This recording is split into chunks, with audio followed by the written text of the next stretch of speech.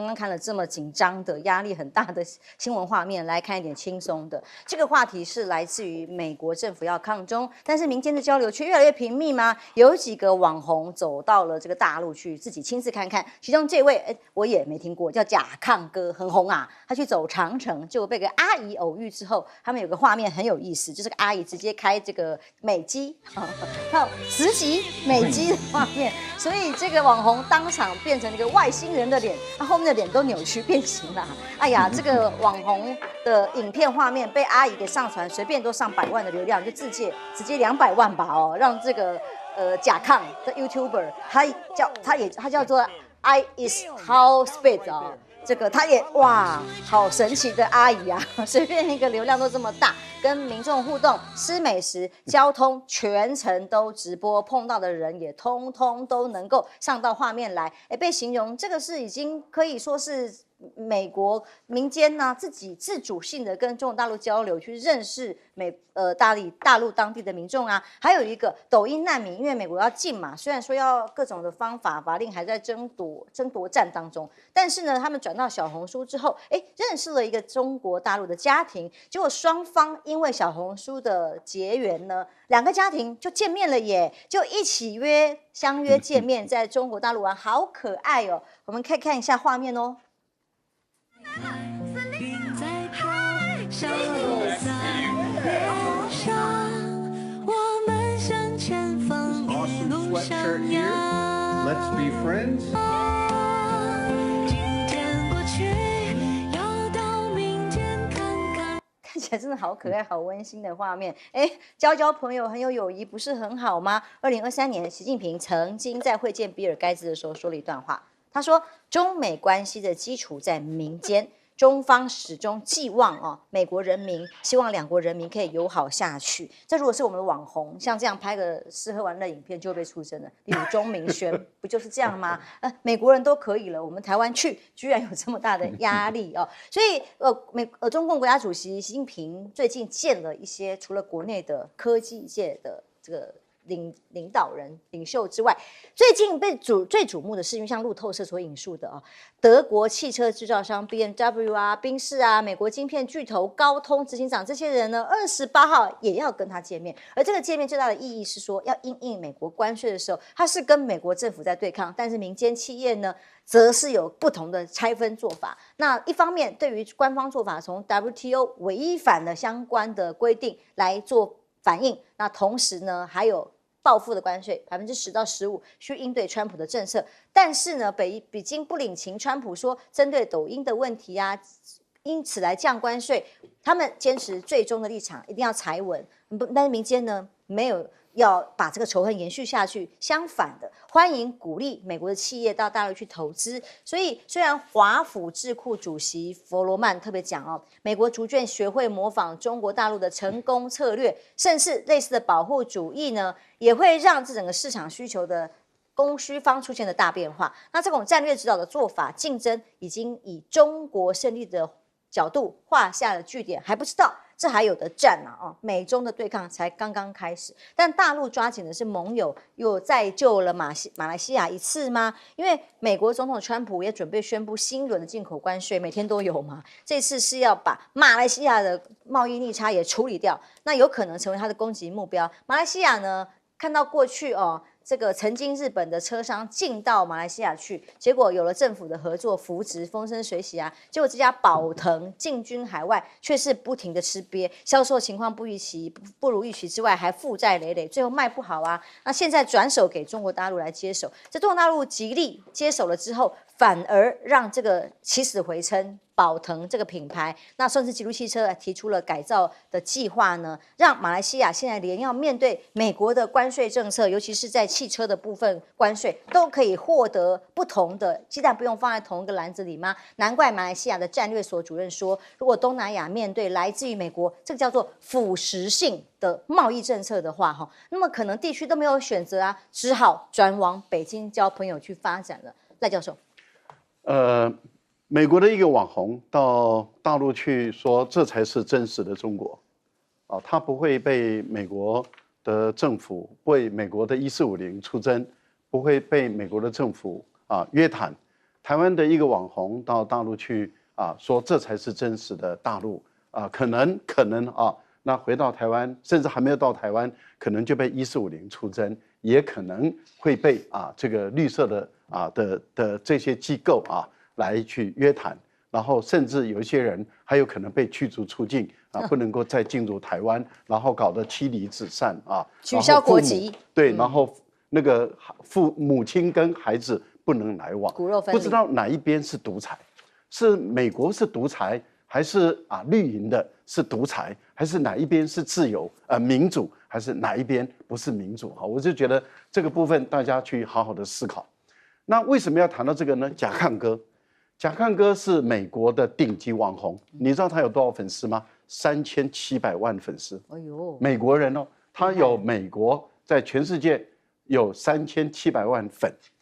这样的一个大 V， 我们讲的顶级的一个大 V， 他以一个擅长夸饰的方式来表现他这次的直播6个小时不得了这体力相当惊人，而且呢，他的制作团队也很厉害因为这是完全是个人的一个来往一个到中国大陆来去做节目，6个小时的直播，500万以上的点阅率、观看率，而且已经还在他的影片在网络上在走的时候，还一直在有高的在往上爬。那难怪这个仇中反中的法国的一个国家的官方媒体、国际一个媒体，他都不得不惊叹说这是仇中反中的法国的国际很有名的是很有名，是法国政府出资的认知作战的一个工具这个媒体呢，他自己就不得不惊叹说，美国人、美国政府、美国的政客花了数十年，投下数十亿美金，要丑化、侮辱。然后中国大陆，然后要让整个美国人恨中国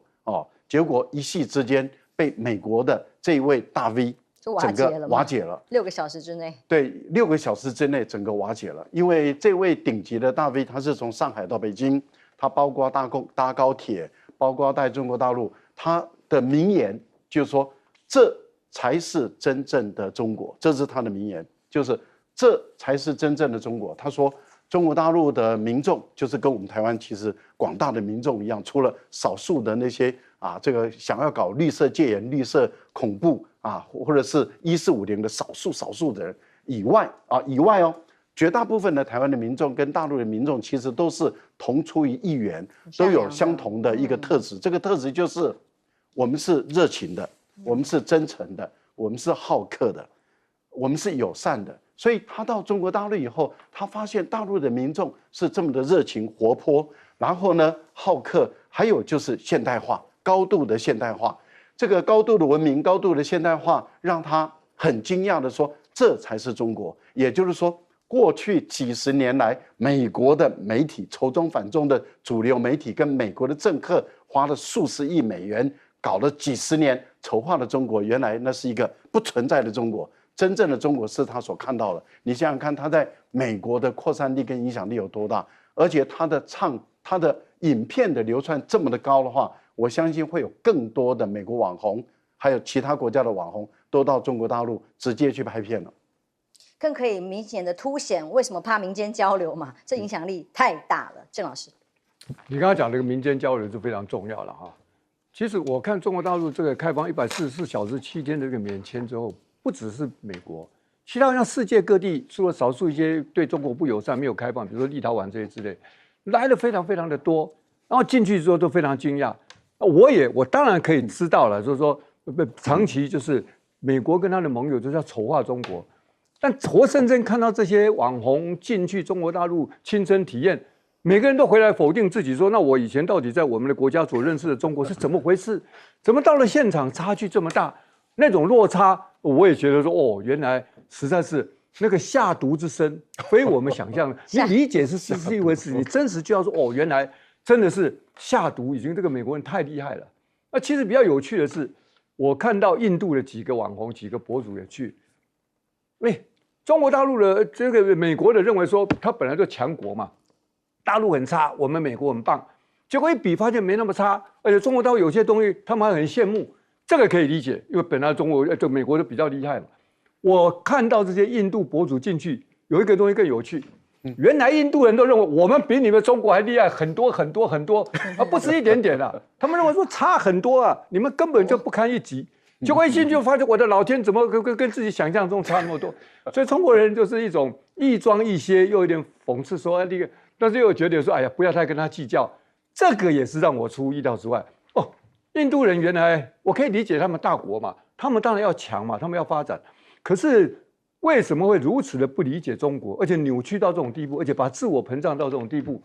这个啊，说真的是还是冷战结构之下的产物啊。然后当然，因为包括整个川普上来之后，莫迪印度老先呢，他的政策也在改变，最近对中国慢慢比较缓和。你看上个阶段配合拜登，而且甚至连他老朋友俄罗斯啊，这个关系都有点拉远。那对配合拜登对中国不断的骚扰，在边境制造很多事情。他现在发现说，川普不一样啊，连他妈的这印度都要修理，所以在这种情况，你从一个总体的关系缓和，民间，你特别刚刚主持人提到说，那民间的交流非常非常重要。其实我也看到，包括韩国的老百姓去，那我说怎么会呢？哦，后来我理解了，你这个政治人物的交往是一件事情，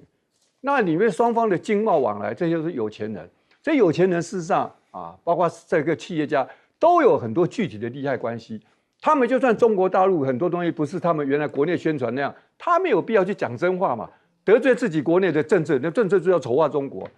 那所以一般的民间反而没有那么多的资讯。那中国大陆现在一开放，一放在换免签，来的都是所谓平民对平民，包括前面讲到 TikTok， 从 TikTok 里面这些，这个感觉都不一样咯。那你没有什么意识形态主导啊，活生生就是大家经验的直接交流啊，那个产生的震撼力，那个瓦解力。那个真正的民间交流所看到的真相，然后对照过去国家机器主导的，而且恶意丑化的，那再加上川普这次啊，没有再刻意要去丑化中国，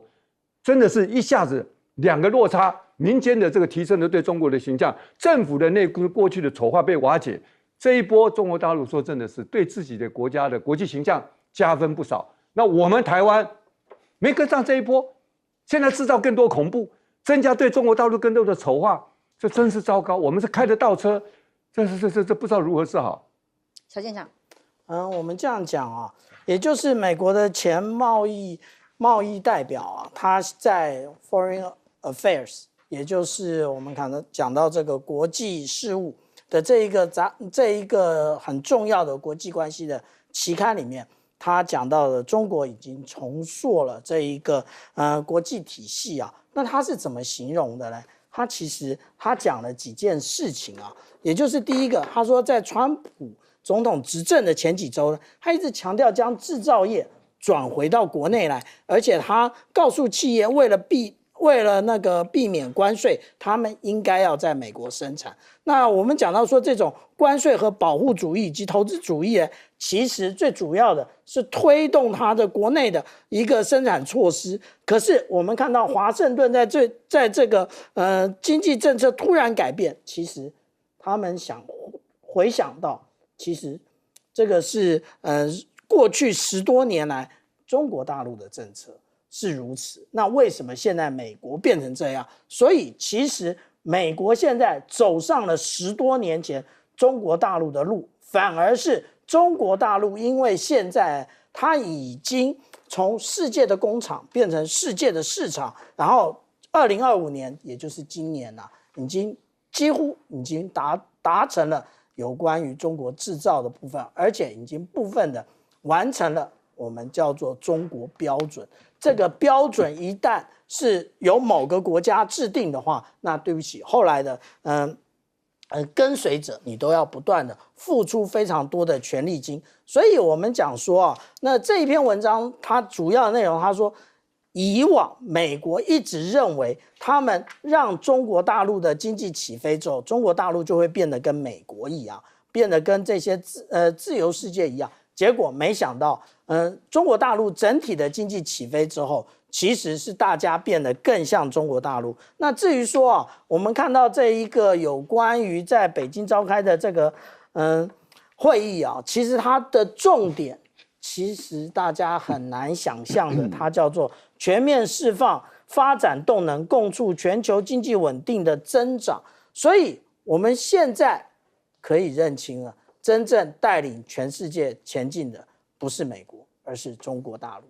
接下来关心科技议题，在科技议题呢，大陆最新的一个宣布，让欧美国家都很震惊。那为什么呢？因为国科院发布了成功突破深紫外光曝光机这个光刻机啦，已经可以波长193nm的光子的话，也就是说，跟艾斯摩尔走不同的路径，仍然也做到了3奈米喽。理论上做到3奈米哦，所以理论上跟实际上可能有一些技术上的差异，但理论就是在科技封锁、晶片封锁这一点，他走出了自己的路，这是很明确的。因此，荷兰商艾斯摩尔的执行长就出来讲话了，他说：“拜托欧洲要自己决定要什么，因为美国一直在施压，要求艾斯摩尔禁止出售晶片或最新设备给中国大陆。中国大陆自己已经绕道自己做出了各种不同的新产品跟新技术之后，他就说你欧洲还要受制于人。那官员如果再不支持欧洲的领先公司，我没有得到各种的支持，只是被限制的话，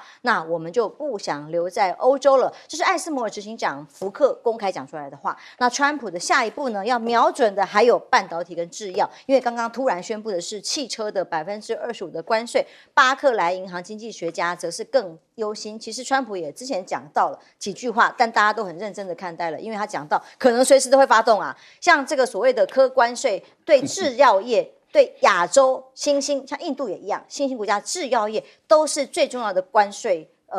可能会被伤害到的重大冲击的地区。但是以科技上来看，中国大陆这个领先的机器人啊、AI 啊各种技术里，可以直接看到在中关村北京的这个最新的展览里看到的展览年会里头很可怕有机器人帮你导引已经不需要人了。看看画面。你好。请介绍一下中关村论坛。2025中关村论坛年会以新质生产力与全球科技合作为年度主题，设5大板块。山东有哪些著名的景区？山东的著名景区有很多，比如泰山。哎呦，那个是人呐，我根本看不出来，那个是机器人看起来像真人一样。我以为是警卫。真的警卫保全，他是真人所以他已经拟真到这个程度吗？还是他是问问题的人呐？总之，刚刚看到的是这个尼亚啦，他这样帮记者介绍会场啊，还有机器人会干嘛？会写书法，不用人应该写的会比我好看嘛？写书法机器人，哎呦，这真的是好拟真哦，他是人，他实际上擅长很多这种，看起来真的好像真人哦，让我们都分不出来他是人还是机器人了。然后还有除了书法这种写法看起来还是比我差一点。没有啦，我是说可能越来越厉害了。下棋的人，哇，围棋什么都有，靠着氦气悬浮无人机操控的 AI 零重力方块，还可以配合红外线追踪灯光，跟真人来跳舞的也有。哇，各种的技术在。你看看这个画面，像真的人一样，这个方块就可以互动，在 AI 的这个应用里头，直接展现到艺术跟美跟舞蹈的角度这样呈现，已经不再只是科技层面了，它可以跟人文来结合，这是最厉害的地方。还有全球首款研发出来急救机器人，医疗上的使用，现在很受关注在亮相之后呢，是中国大陆一样是自主研发的，具备奔跑、爬坡这些功能，用来干嘛呢？尤其在一个艰困，像刚刚我们看到的大地震，这么多人需要急救的时候，如果人来不及，人有时间、体力各种的地形上的障碍的时候，机器人、机器狗这些各种的作用，就在这个事故里最好应用了耶！这直接看到了，可以应用到所有的现代人可能人力无法达到的救灾，都可以呈现最佳效果。还有呢，大陆在最新叫招 AI 迎春招啦，其实就是征才啦最新的一波征才的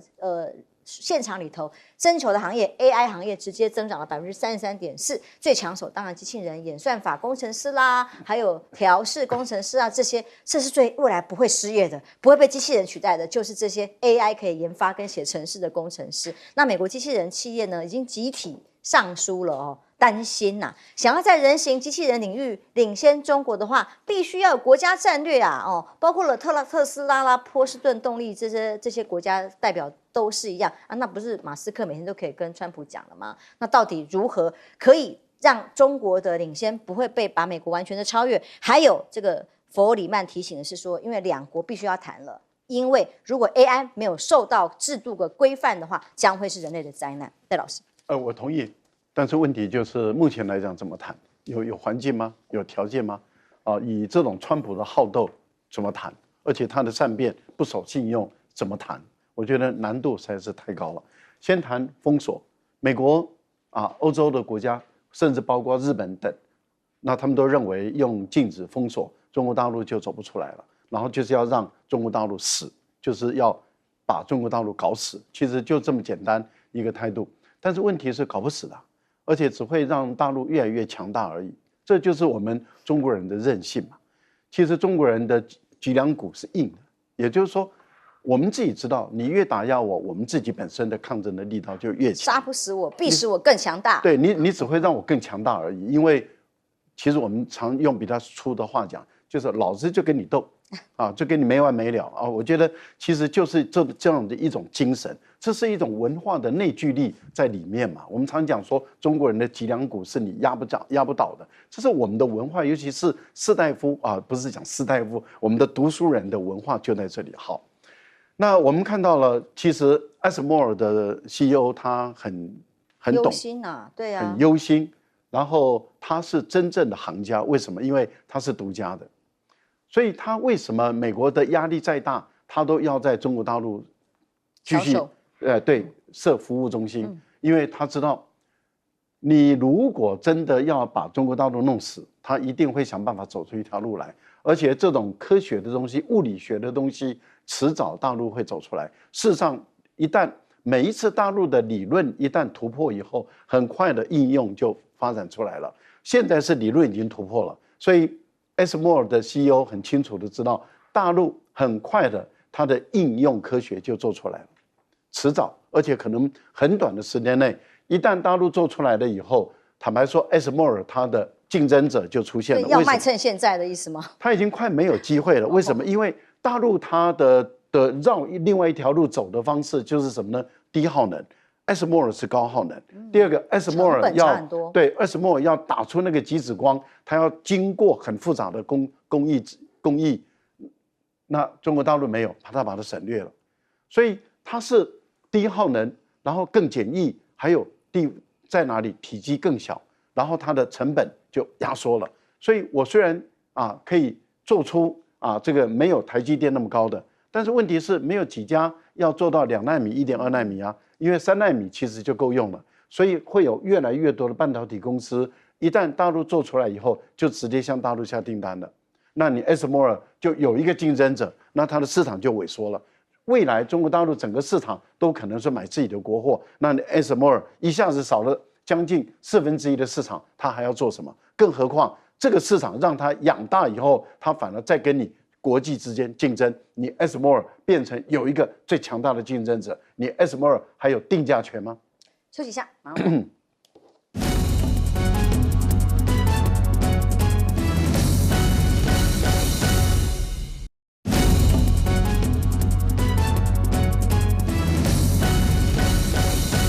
大家都还在关心缅甸、泰国这边的大地震后续的灾情。如果我们科技上有这种机器人直接可以进驻，当然救灾就会好很多咯。郑老师，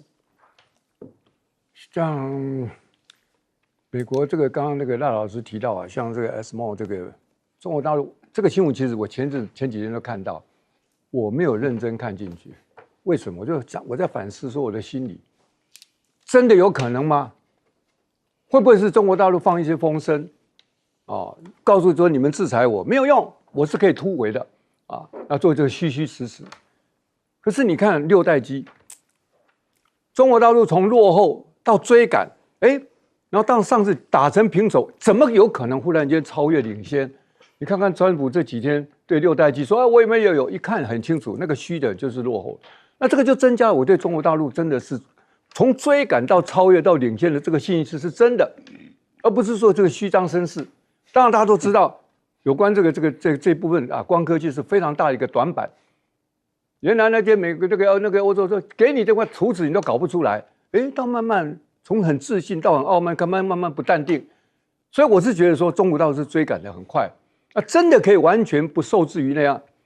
就是独立走出来。你问我当然是内心非常非常的期待，这个是真的。可是总是有点保留说会不会也是像刚刚讲空气战，然后放出风声会不会能够让也许制裁不会那么紧？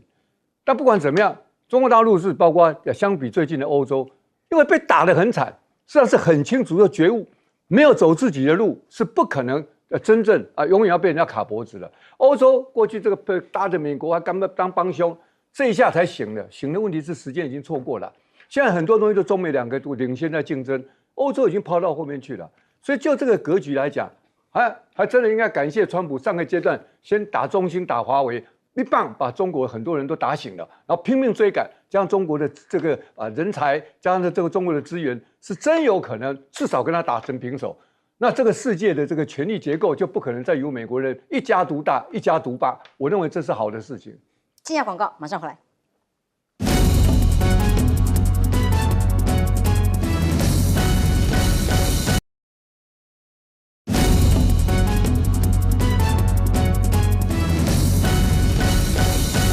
看到大陆最新公布这些机器人，我们刚刚看画面自己吓到，不知道是真的还是假人还是机器人，它会下棋，什么都会我们如果有看过今年春晚的话，我们可以看到那个扭秧歌，所以不用怀疑，这个是真的。那至于说中国大陆做出这个极紫外光刻机的部分那其实小舰长很久以前就说过了。那当然，我们的这种说法是建构在这个行业里面的高手。我们看到这 NEC 的主管他早就说过这件事了，他就说日本他其实说这个美国对于这个中国大陆的各种科技战呢，你可以维持一时，但是无法长久。也就是中国大陆的举国体制很快就跟上来了。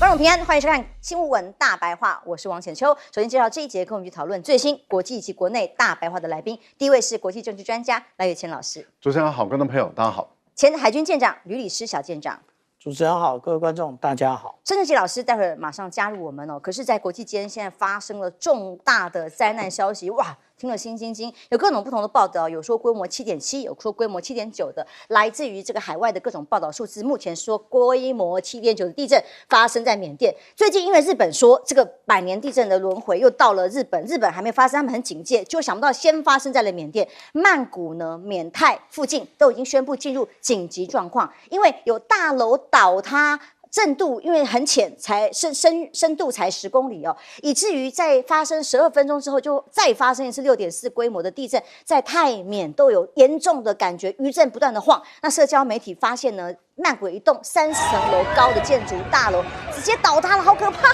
！30层楼高直接倒塌，然后据报至少有43人失踪，这只是最起码的评估，恐怕人数远远不止于此。现在泰国的证券交易所已经宣布停止所有的交易，而且呢，曼谷 BTS 轻轨啦、MRT 的蓝线呐、紫线呐，都暂时停止服务，因为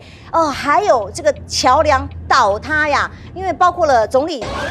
贝东丹召开紧急会议准备进入这种紧急状况，里面有各种的状况。缅甸呢有骨牌式的断裂，我们来看一下这个桥，网络上传出了很多影片，直接跨海大桥倒塌了，哇塞！刚刚30层楼的楼倒塌了，现在这个桥直接一节一节直接在河面上断掉，断到水里面去，吓坏了。这真的多区在邻近的附近也有建筑物倒塌的状况，包括了有寺庙，还有救援人员呢从瓦砾堆救出了满面流血的伤者，现在还没有办法公布确实的伤亡数字。在美国地质调查局的地震数据显示的地圈地图里面，看起来范围真的非常的大。泰国、缅甸，现在泰国先进入紧急状况，缅甸呢，因为接下来还有海啸要发生，连在中国大陆的部分，云南地区也有感。看看画面，在云南这里也有高楼砖石掉下来，砸到这个民众，还有楼顶水库，就像这个水塔直接破掉倒下来的状况，直接弥漫在街上，附近的民众都惊恐的窜逃啊，赶快跑啊！这样大的大地震，云南消防局迅速赶快集结出动，这个3个地方大地震都有感，大陆甚至发布了海啸预警根据央视的报道，大陆的自然资源部海啸预警中心初步研判，地震的参数可能会造成在震源的周围引发局部的地震海啸，但是不会对于大陆沿岸造成影响。但是这几个地方现在泰缅的伤亡显然另外有报道说可能上千人的数字，现在还不知道，没有办法掌握。但希望大家都平安，想办法赶快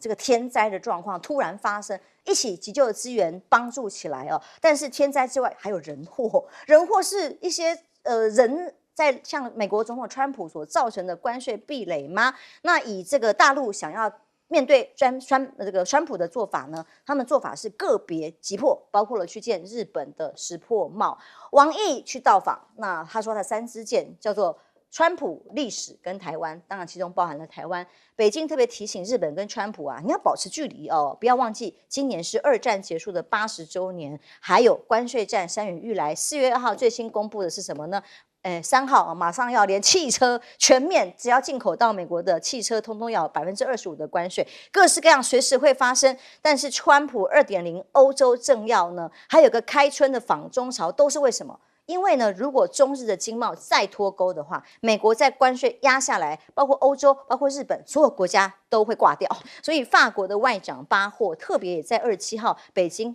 跟王毅见面了在这个会谈里，意大利的参议长呢一起访问中国，都是寄望说这也是一种另外的避险之路，否则的话，全部由川普来操纵的市场情况的话，欧洲哪里挡得住？只好另辟蹊跷。川普要征的这个汽车关税，南韩赶快有个急商的对策，刚刚才避过了这个弹劾的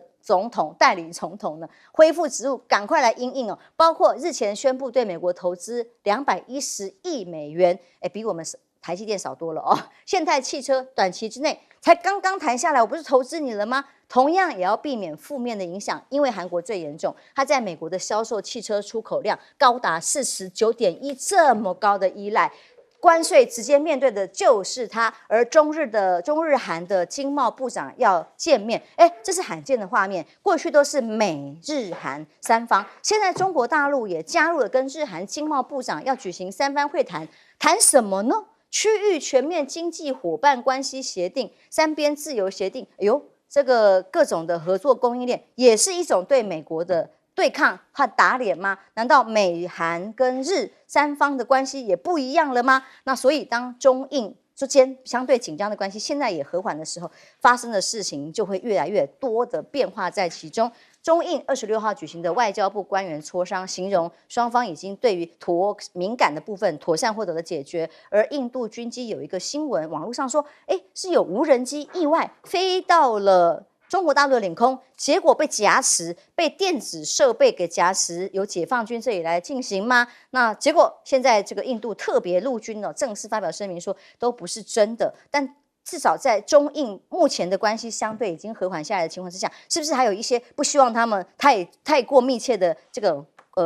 报道或者是这种风向在带呢？还有金正恩也秀了一个新款的无人侦察机，大家都在观察北韩的动作，因为相对不可控的也还有北韩啊。北韩说这是最新款的自杀式无人机，那跟无人侦察机都搭配了 AI， 很厉害。不过看到外形而已，因为外人无法得知实际的状况嘛，只能看到他所公布的有限的资讯、画面、照片里面，看起来却跟美国的全球鹰这个 Global Hawk 这个无人机一模一样，看起来外形太像了，也不知道是不是来自于俄罗斯的技术支援呢？赖老师，天灾人祸先看看在缅泰这里发生的重大的规模7.7的大地震。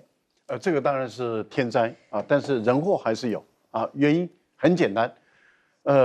，7.7规模，因为刚开始在3点的时候估计是7.9现在往下修正，又往下修了吗？7.7，这个已经是比较接近准确了。第一个时间宣布出来的就是说会有数千人罹难，数千人那也就是说无法计算到底会有多少人，但是由于它的规模太大，而且整个震央跟散布的面积太大，所以再加上这些建筑物本来就不是我打在很深的岩盘上，它目前来讲所看到的是浅层的一个地震，所以它的造成的这些寺庙直接倒塌、桥梁断落等等，它的伤害确实是很大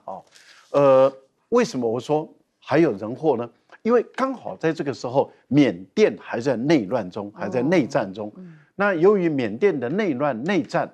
所以缅甸的政府基本上我们预估它没有办法有效的组织这些救援的力量，那当然这就是人祸了啊。所以我个人的推断是，缅甸的情况可能会更糟，因为我们都在台湾，因为是地震的这个频繁的一个好发期，所以台湾的所有的民众都有经验，就是我们常讲的抢救的那个黄金时间72小时，甚至在往前缩到48小时。那也就是说，前3天是最重要的。但是你想，如果这个政府它基本上是处在于内乱内战的里面，它没有办法有效的很短的时间内组织这些救援的力量，那你想，被压在里面的人，他很有可能一天一天过去以后，他原本可能可以救回来的，结果都没有办法救回来，扩大伤害。所以我个人认为，缅甸在这个时候应该尽快的寻求邻国跟国际之间的协助，因为除非这个方法，不然缅甸自己无法能力处理事情。可是现在的问题是，除了缅甸以外，泰国也本身也是一个这个受灾区。所以泰国以现在的情况来看，经济状况真的是不理想那经济状况不理想，再加上这样的一个受灾，我觉得泰国也是需要援助的。还有缅甸，它需要防的是海啸，因为一般来讲，这种大地震接着马上海啸过来，所以沿海的地方要赶快梳理。可是问题就在我们还是在强调，由于缅甸陷入内战的状态下，那能不能尽快的从沿海的这些村民赶快疏散到一个安全的地带？我觉得在这个部分里面，我们都不知道，如果一个海啸一旦过来，你还记不记得印尼的大海啸？好可怕，也是隔了好几天，它那个海啸才到。这个度假村里面，涌进去以后，对，那我觉得在过去都有经验了。那在这个情形下，如果你没有办法有效的疏离，那沿海的这些村落很有可能都会成为一个重灾区。我觉得这个是国际之间要对缅甸真的要施以援手，尤其是东盟，因为他们是一个大家庭，也应该要施以援手。这个都是这个义不容辞的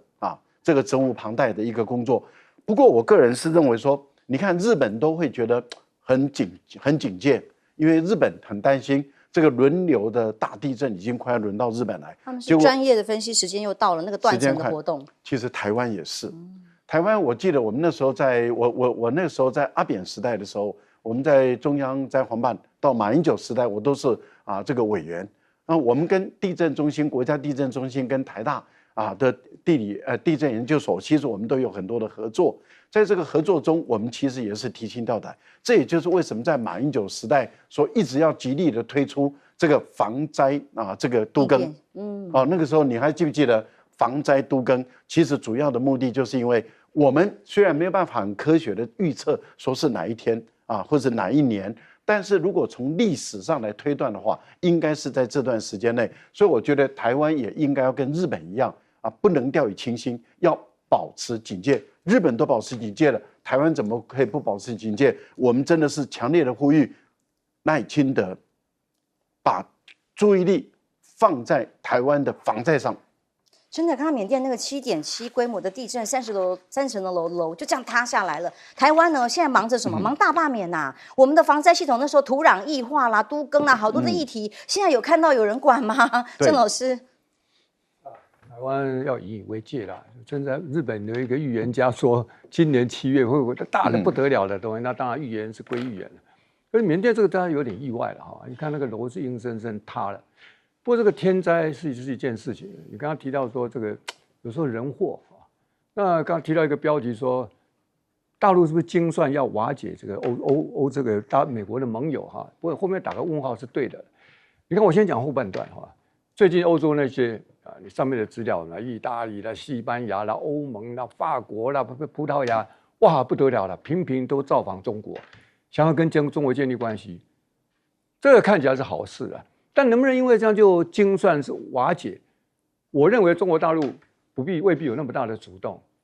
反而是欧洲、欧盟这些国家，他们吓坏了。大家都已经看到，不用我多言了，川普那些手法，是不是把他们打得鼻青脸肿？他们不得不另寻出路。出路在哪里？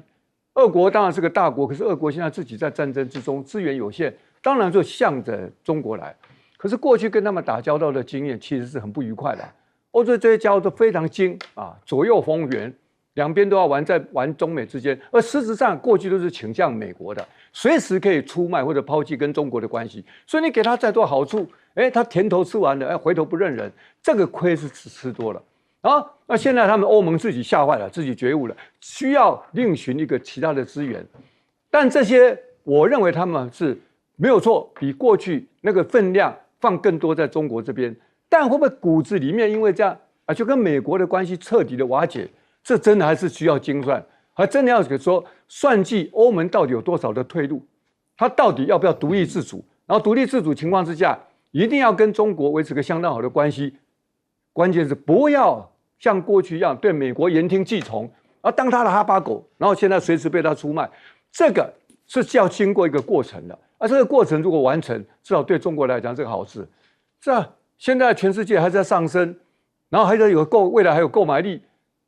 美国如果到处加关税，那欧洲这些国家就碰到很大的问题。当然是希望说中国大陆这个市场能够给他们更多一个